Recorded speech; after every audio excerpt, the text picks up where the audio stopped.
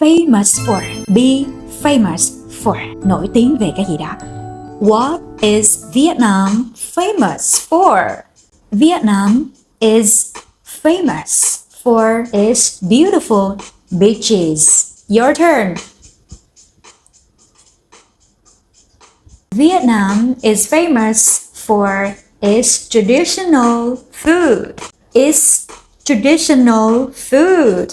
Vietnam is famous for its traditional food.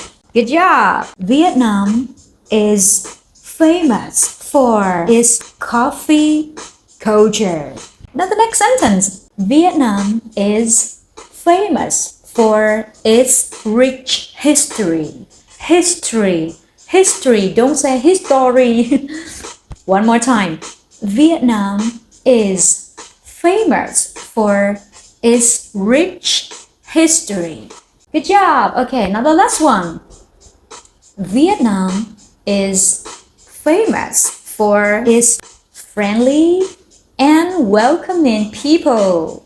Vietnam is famous for its friendly and welcoming people.